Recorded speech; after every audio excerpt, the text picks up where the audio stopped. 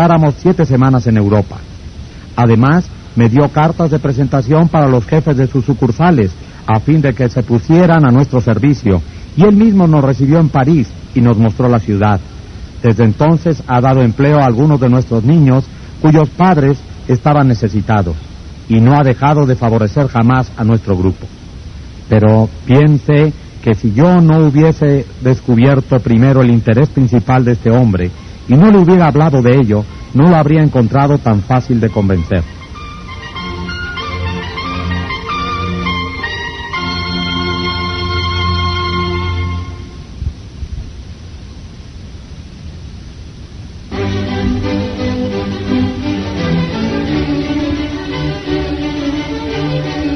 Tercera parte, capítulo 1. No es posible ganar una discusión. Poco después de terminada la guerra aprendí una lección inolvidable. Estaba entonces en Londres como apoderado de Sir Ross Smith. Durante la guerra, Sir Ross había sido el as australiano en Palestina, y poco después de lograda la paz, dejó atónito al mundo con un vuelo de 30 días sobre la mitad de su circunferencia terrestre. Jamás se había intentado una hazaña así. El gobierno australiano lo premió con $50,000. El rey de Inglaterra lo nombró caballero del imperio, y por un tiempo fue el hombre de quien más se hablaba en todo este imperio. Una noche concurrí a un banquete que se servía en honor de Sir Ross. Durante la comida, el comensal sentado a mi lado narró un relato humorístico basado en la cita: «Hay una divinidad que forja nuestros fines, por mucho que queramos alterarlos». El comensal dijo que esta cita era de la Biblia. Se equivocaba. Yo lo sabía positivamente. No me cabía ni asomo de duda. Y así pues, para satisfacer mis deseos de importancia y exhibir mi superioridad, me designé corrector honorario sin que nadie me lo pidiera y con evidente desgano por parte del interesado. Este insistió en su versión. ¿Qué? ¿De Shakespeare? Imposible, absurdo. Esta cita era de la Biblia, bien lo sabía él. El narrador estaba sentado a mi derecha y el señor Frank Gammond, viejo amigo mío, a mi izquierda. Gammond había dedicado muchos años al estudio de Shakespeare. El narrador y yo convinimos en someter la cuestión al señor Gammond. Este escuchó, me dio un puntapié por debajo de la mesa y dijo: «Dale, este señor tiene razón, la cita es de la Biblia». En camino a casa aquella noche dije al señor Gammond: «Frank, bien sabes que esa cita era de Shakespeare». «Sí, es claro, Hamlet, acto quinto, escena 2. Pero estábamos allí como invitados a una fiesta, querido Dale. ¿Por qué demostrar a un hombre que se equivoca? ¿Has de agradarle con esto? ¿Por qué no dejarle que salve su dignidad? ¿No te pidió una opinión? ¿No le hacía falta? ¿Por qué discutir con él? Hay que evitar siempre el ángulo agudo. Hay que evitar siempre el ángulo agudo. Ha muerto ya el hombre que dijo esto, pero la lección que me dio sigue su curso». Era una lección muy necesaria para mí, un discutidor inveterado. En mi juventud había discutido de todo con mi hermano. En el colegio estudié lógica y argumentación y participé en torneos de debate. Posteriormente, en Nueva York, dicté cursos sobre debate y argumentación, y una vez, me avergüenza confesarlo, pensé escribir un libro sobre el tema. Desde entonces he escuchado, criticado, participado y estudiado los efectos de miles de discusiones. Como resultado de todo ello, he llegado a la conclusión de que solo hay un modo de sacar la mejor parte de una discusión: evitarla. Evitarla como se evitaría una víbora de cascabel o un terremoto. 9 veces de cada 10, cuando termina la discusión, cada uno de los contendores está más convencido que nunca de que la razón está de su parte. No se puede ganar una discusión. Es imposible porque si se pierde, ya está perdida. Si se gana, se pierde. ¿Por qué? Pues suponga usted que triunfa sobre el rival, que destruye sus argumentos y demuestra que es non compos mentis. ¿Y qué? Se sentirá usted satisfecho, pero ¿y él? Le ha hecho sentirse inferior, ha lastimado su orgullo, ha hecho que se duela de ver que usted triunfa, y un hombre convencido contra su voluntad sigue siendo de la misma opinión. Hace años, un belicoso irlandés llamado Patrick J. O'Hare ingresó en una de mis clases. Tenía poca instrucción, pero cómo le gustaba discutir. Había sido chofer y se inscribió en mis cursos porque trataba por entonces, sin mucho resultado, de vender camiones. Unas pocas preguntas permitieron destacar el hecho de que no hacía más que discutir y pelear con las personas a quienes quería vender sus camiones. Si un presunto comprador decía algo en contra de los camiones que vendía, Pat se enceguecía y se lanzaba al ataque. Él mismo nos lo contaba. A menudo he salido de la oficina de un futuro cliente diciéndome: se las he cantado claras a ese pajarraco. Sí, es cierto que se las había cantado claras, pero no le había vendido nada. Mi primer problema no fue el de enseñar a Patrick J. O'Hare a hablar. Mi misión inmediata era enseñarle a abstenerse de hablar y evitar las luchas verbales. El señor O'Hare es ahora uno de los mejores vendedores que tiene en Nueva York la White Motor Company. ¿Cómo lo ha conseguido? Escuchemos su relato. Si entro ahora en la oficina de un presunto comprador y me dice: ¿qué? ¿Un camión White? No sirven para nada. Yo no usaría uno aunque me lo regalaran. Voy a comprar un camión tal. Yo le respondo: amigo mío, escúcheme. El camión tal es muy bueno. Si lo compra no se arrepentirá. Los camiones tales son fabricados por una buena compañía. El presunto comprador queda sin habla entonces. Ya no hay terreno para discutir. Si me dice que el tal es el mejor camión y yo asiento, tiene que callarse. No se puede pasar el día diciendo es el mejor cuando yo estoy de acuerdo. Abandonamos entonces el tema del camión tal y yo empiezo a hablar de las condiciones del camión White. Hubo una época en que si una persona me hubiera hablado así, yo habría perdido el tino. Habría empezado a discutir contra el tal, y cuanto más hablara, tanto más discutiría el comprador en favor del rival. Y cuanto más discutiera el comprador, tanto más fácil sería a los rivales vender su camión. Al recordar ahora aquellas cosas, me pregunto cómo pude vender jamás un camión. Perdí muchos años de vida por discutir y pelear. Ahora cierro la boca, da mejor resultado. Ya lo dijo Benjamin Franklin: si discute usted y pelea y contradice, puede lograr a veces un triunfo, pero será un triunfo vacío, porque jamás obtendrá la buena voluntad del contrincante. Piense pues en esto. ¿Qué prefiere tener, una victoria académica, teatral o la buena voluntad de un hombre? Muy pocas veces obtendrá las dos cosas. El diario The Boston Transcript publicó una vez este significativo epitafio en solfa: yacen aquí los despojos de un pobre viajero, murió defendiendo su derecho de paso, razón le sobraba, estaba en lo justo, lo cierto, mas tan muerto está como si hubiera errado. Puede tener usted razón, puede estar en lo cierto cuando discute, pero en cuanto a modificar el criterio del contendor, lo mismo sería que se equivocara usted en los argumentos. Frederick J. Pearson, consultor especializado en impuestos a la renta, relataba que durante una hora estuvo discutiendo con un inspector del gobierno sobre cuestión de impuestos, una partida de $9,000. El señor Pearson sostenía que esos $9,000 eran en realidad una deuda incobrable, que jamás sería percibidos y que no debían ser afectados por el impuesto. Nada de deudas incobrables, respondió el inspector, hay que pagar el impuesto. Este inspector, narraba el señor Pearson ante nuestra clase, era arrogante y empecinado.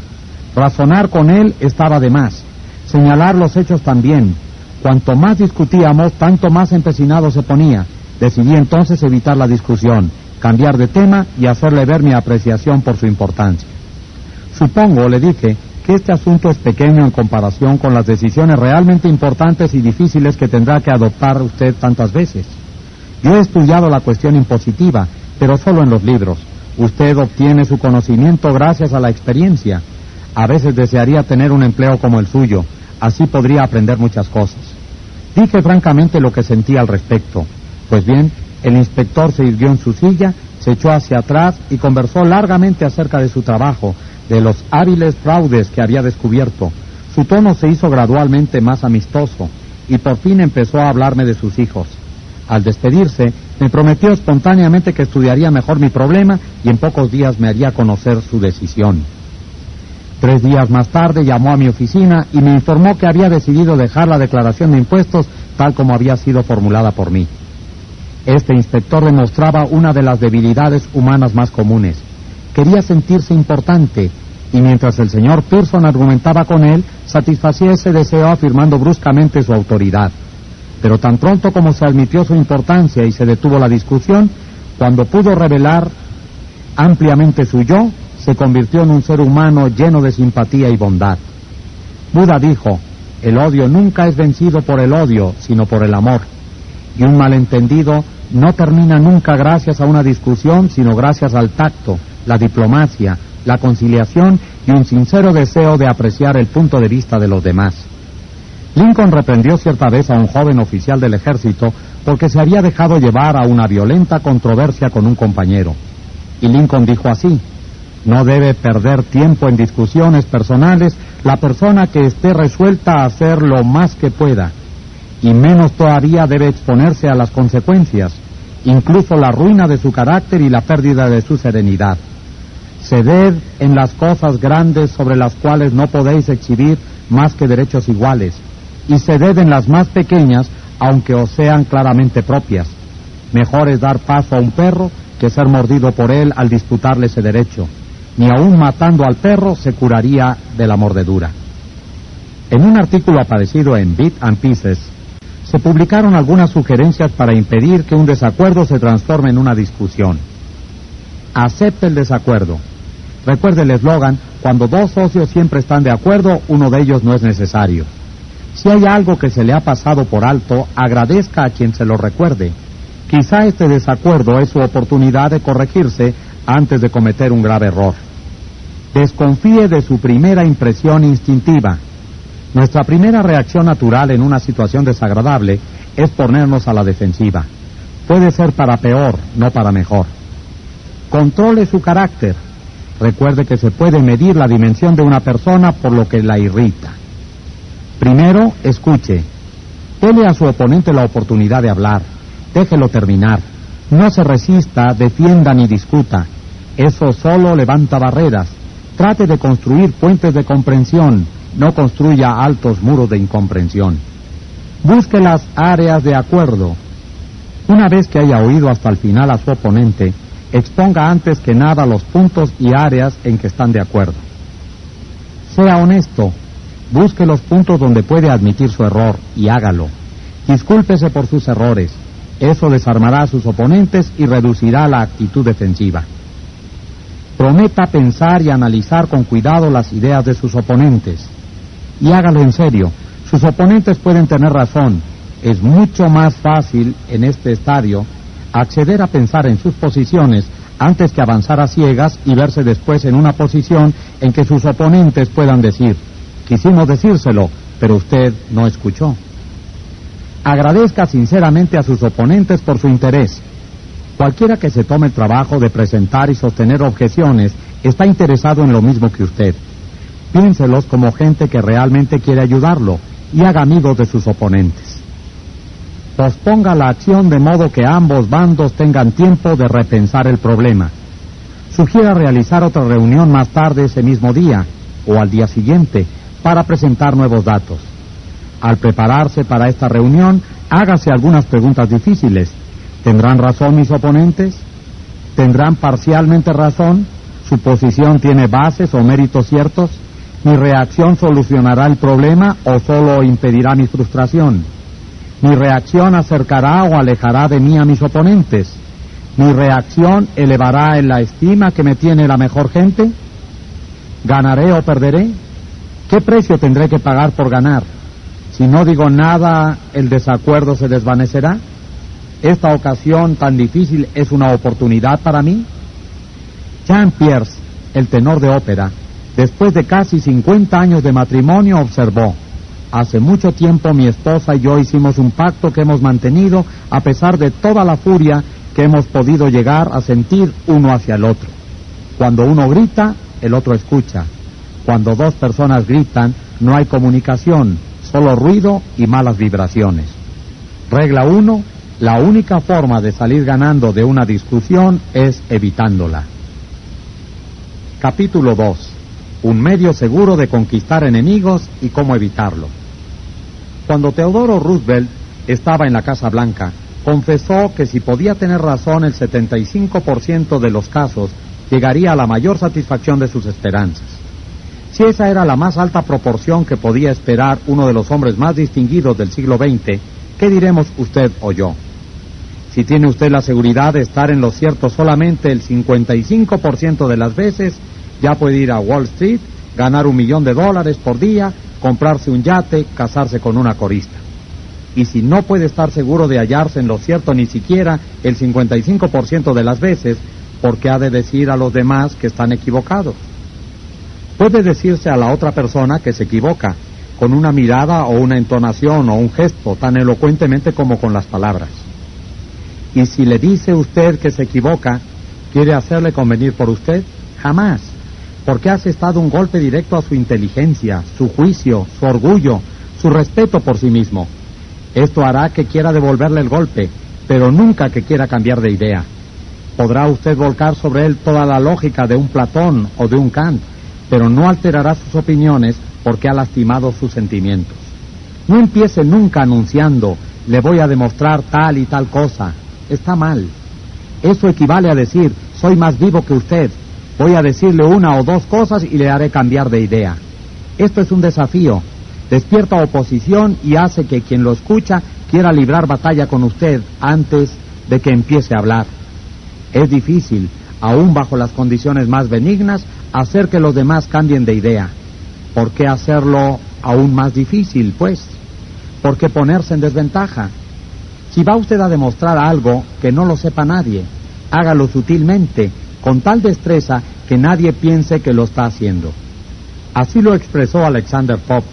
Se ha de enseñar a los hombres como si no se les enseñara, y proponerles cosas ignoradas como si fueran olvidadas. Hace más de 300 años, Galileo dijo, no se le puede enseñar nada a nadie, solo se le puede ayudar a que lo encuentre dentro de sí. Lord Chesterfield dijo así a su hijo, has de ser más sabio que los demás, si puedes, pero no lo digas. Sócrates decía repetidamente a sus discípulos en Atenas, solo sé que no sé nada. Bien, no puedo tener ya la esperanza de ser más inteligente que Sócrates. Por lo tanto, he dejado de decir a los demás que se equivocan, y compruebo que rinde beneficios.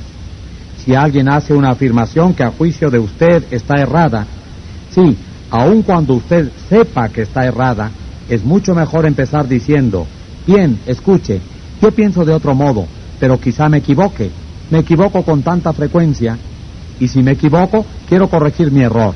Examinemos los hechos. Hay algo de mágico, positivamente mágico, en frases como esas. Quizá me equivoco con tanta frecuencia. Nadie en el mundo o fuera de él objetará nada si usted dice, quizá me equivoque, examinemos los hechos. Uno de los miembros de nuestras clases usaba este método para tratar con sus clientes. Era Harold Reinke, concesionario de la empresa Dodge en Billing, Montana. Nos contó que las presiones del negocio de venta de automóviles le habían llevado a desplegar una dureza inusual al enfrentarse con las quejas de sus clientes. Esto provocaba discusiones, pérdida de negocios y un malestar generalizado. Le contó a la clase en la que se hallaba. Cuando llegué a reconocer que esta actitud me estaba llevando a la quiebra, probé una táctica distinta.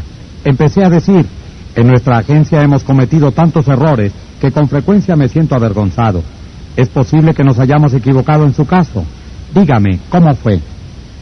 Este enfoque desarma a los quejosos, y cuando el cliente termina de liberar sus sentimientos, suele mostrarse mucho más razonable que antes. De hecho, muchos clientes me han agradecido por mi comprensión, y 2 de ellos incluso han traído amigos a comprar autos a mi agencia. En este mercado tan competitivo, necesitamos siempre más de este tipo de clientes, y creo que mostrando respeto por las opiniones de todos los clientes y tratándolos con diplomacia y cortesía, podré ponerme a la cabeza de la competencia. Jamás se verá en aprietos por admitir que quizás se equivoque. Eso detendrá todas las discusiones y dará a la otra persona el deseo de ser tan justo y ecuánime como usted. Le hará admitir que también él puede equivocarse. Si usted sabe positivamente que la otra persona se equivoca y se lo dice usted redondamente, ¿qué ocurre? Tomemos un ejemplo específico. El señor S., joven abogado de Nueva York, debatía un caso muy importante hace poco ante la Suprema Corte de los Estados Unidos. Lugarstein, Fleet Corporation 280, US 320. Del proceso dependía la posesión de una vasta suma de dinero y también la dilucidación de una importante deuda legal. Durante el debate, uno de los ministros de la Corte dijo al señor S., El Estatuto de Limitaciones en Derecho Marítimo es de 6 años, ¿verdad? El señor ese se detuvo, miró al ministro por un momento y contestó después rotundamente: Usía, no hay Estatuto de Limitaciones en Derecho Marítimo. Se hizo el silencio en la sala del tribunal, decía el señor ese al narrar este episodio ante una de nuestras clases, y pareció que la temperatura ambiente había bajado a 0. Yo tenía razón, el ministro de la Corte estaba equivocado, y yo se lo señalé. Pero, ¿lo bienquisté conmigo? No.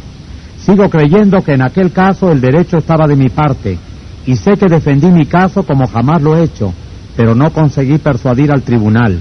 Cometí el enorme error de decir a un hombre famoso y muy culto que se equivocaba. Pocas personas son lógicas, casi todos tenemos prejuicios e ideas preconcebidas. Casi todos nos hallamos cegados por esas ideas, por los celos, sospechas, temores, envidia y orgullo. Y en su mayoría las personas no quieren cambiar de ideas acerca de su religión, o su corte de cabello, o el comunismo, o su astro de cine favorito. De manera que si usted suele decir a los demás que se equivocan, sírvase leer el siguiente párrafo todas las mañanas antes del desayuno. Es del ilustrativo libro La mente en proceso, del profesor James Harvey Robinson. A veces notamos que vamos cambiando de ideas sin resistencia alguna, sin emociones fuertes, pero si se nos dice que nos equivocamos, nos enoja la imputación y endurecemos el corazón. Somos increíblemente incautos en la formación de nuestras creencias, pero nos vemos llenos de una ilícita pasión por ellas cuando alguien se propone privarnos de su compañía. Es evidente que lo que nos resulta caro no son las ideas mismas, sino nuestra estima personal, que se ve amenazada. Esa palabrita, mí, es la más importante en los asuntos humanos, y el comienzo de la sabiduría consiste en advertir todo su valor. Tiene la misma fuerza siempre, sea que se aplique a mi comida, mi perro, o mi casa, o mi padre, mi patria y mi Dios. No solamente nos irrita la imputación de que nuestro reloj funciona mal o nuestro coche ya es viejo, sino también la de que puede someterse a revisión nuestro concepto de los canales de Marte, de la pronunciación de epíteto, del valor medicinal del salicilato o de la fecha en que vivió Sargón I. Nos gusta seguir creyendo en lo que hemos llegado a aceptar como exacto, y el resentimiento que se despierta cuando alguien expresa duda acerca de cualquiera de nuestras presunciones nos lleva a buscar toda suerte de excusas para aferrarnos a ellas. El resultado es que la mayor parte de lo que llamamos razonamiento consiste en encontrar argumentos para seguir creyendo lo que ya creemos. Carl Rogers, el eminente psicólogo, escribió en su libro Realizaciones de una persona: me ha resultado de enorme valor permitirme comprender a la otra persona. ¿Puede resultarles extraño el modo en que he formulado la frase? ¿Acaso es necesario permitirse comprender a otro? Creo que lo es. Nuestra primera reacción a la mayoría de las proposiciones que oímos en boca del prójimo es una evaluación o un juicio antes que una comprensión. Cuando alguien expresa un sentimiento, opinión o creencia, nuestra tendencia es casi inmediatamente sentir, tiene razón, o qué estúpido, es anormal, es irracional, se equivoca, es injusto. Es muy raro que nos permitamos comprender precisamente qué sentido le ha dado a sus palabras la otra persona. Yo encargué una vez a un decorador de interiores que hiciera ciertos cortinados para mi casa. Cuando llegó la cuenta, quedé sin aliento. Pocos días más tarde nos visitó una amiga que vio los cortinados. Se mencionó el precio y la amiga exclamó con una nota de triunfo en la voz: ¿qué? Es una enormidad. Parece que se ha dejado engañar esta vez. ¿Era cierto? Sí, era la verdad, pero a pocas personas les gusta escuchar una verdad que es denigrante para su juicio. Por ser humano traté de defenderme. Señalé que lo mejor es con el tiempo lo más barato, que no se encuentra buena calidad y gusto artístico a precios de liquidación y así por el estilo. Al día siguiente nos visitó otra amiga que admiró los cortinados. Se mostró entusiasmada y expresó el deseo de poder estar en condiciones de adquirir cosas parecidas para su hogar. Mi reacción fue del todo diferente. Para decirle la verdad, reconocí, yo no puedo darme esos lujos. Pagué demasiado, Ahora lamento haber encargado esos cortinados. Cuando nos equivocamos, a veces lo admitimos para nuestros adentros, y si se nos sabe llevar, con suavidad y contacto, quizá lo admitamos ante los demás, y acaso lleguemos a enorgullecernos de nuestra franqueza y ecuanimidad en tal caso.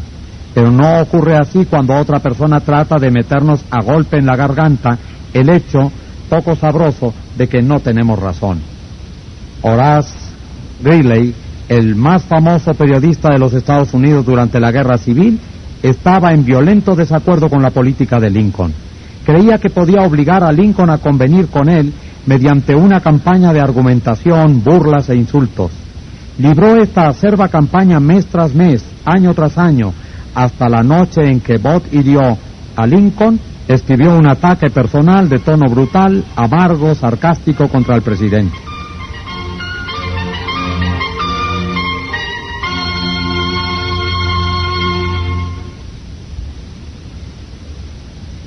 Pero ¿consiguió Greeley con esa acervidad que Lincoln estuviera de acuerdo con él?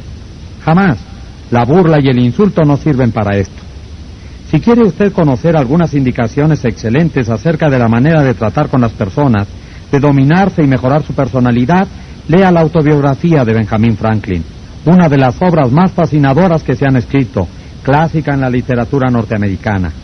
En esta historia de su vida, Franklin narra cómo triunfó sobre el hábito inicuo de discutir y se transformó en uno de los hombres más capaces, suaves y diplomáticos que figuran en la historia nacional. Un día, cuando Franklin era un jovenzuelo arrebatado, un viejo cuáquero, amigo suyo, lo llevó a un lado y le descargó unas cuantas verdades, algo así como esto: ven, eres imposible. Tus opiniones son como una cachetada para quien difiera contigo. Tan es así que ya a nadie interesan tus opiniones. Tus amigos van descubriendo que lo pasan mejor cuando no estás con ellos. Sabes tanto que nadie te puede decir nada. Por cierto que nadie va a intentarlo siquiera, porque ese esfuerzo solo le produciría incomodidades y trabajos. Por tal razón, es probable que jamás llegues a saber más de lo que sabes ahora, que es muy poco. Uno de los rasgos más hermosos que ha tenido Franklin, a mi juicio, es la forma en que aceptó esta dolorosa lección. Tenía ya edad suficiente y suficiente cordura para comprender que era exacta, que si seguía como hasta entonces, solo podría llegar al fracaso y a la catástrofe social. Dio, pues, una media vuelta, comenzó inmediatamente a modificar su actitud insolente, llena de prejuicios. Adopté la regla, refiere Franklin en su biografía, de eludir toda contradicción directa de los sentimientos de los demás y toda afirmación positiva de los míos. Hasta me prohibí el empleo de aquellas palabras o expresiones que significan una opinión fija, como por cierto, indudablemente, etcétera, y adopté en lugar de ellas: creo, entiendo o imagino que una cosa es así o así me parece por el momento. Cuando otra persona aseguraba algo que a mi juicio era un error, yo me negaba el placer de contradecirla abiertamente y de demostrar enseguida algún absurdo en sus palabras. Y al responder comenzaba observando que en ciertos casos o circunstancias su opinión sería acertada, pero que en el caso presente me parecía que había cierta diferencia, etcétera. Pronto advertí las ventajas de este cambio de actitud. Las conversaciones que entablaba procedían más agradablemente. La forma modesta en que exponía mis opiniones les procuraba una recepción más pronta y menos contradicción. Me veía menos mortificado cuando notaba que estaba en un error, y conseguía más fácilmente que los otros admitieran sus errores y se sumaran a mi opinión cuando era justa. Y esta manera de actuar, que al principio empleé con cierta violencia en cuanto a las inclinaciones naturales, se hizo con el tiempo tan fácil y fue tan habitual que acaso en los últimos 50 años nadie ha escuchado de mis labios una expresión dogmática. Y a esta costumbre, después de mi carácter de integridad, considero deber principalmente el hecho de que tuve tanto peso ante mis conciudadanos cuando propuse nuevas instituciones o alteración de las antiguas, y tanta influencia en los consejos públicos cuando fui miembro de ellos, porque yo era un mal orador, jamás elocuente, sujeto a mucha vacilación en mi elección de las palabras, incorrecto en el idioma, y sin embargo generalmente hice valer mis opiniones. ¿Qué resultado dan en los negocios los métodos de Benjamin Franklin? Damos dos ejemplos. Catherine A. Allred, de Kings Mountain, Carolina del Norte, es supervisora de ingeniería industrial en una fábrica textil.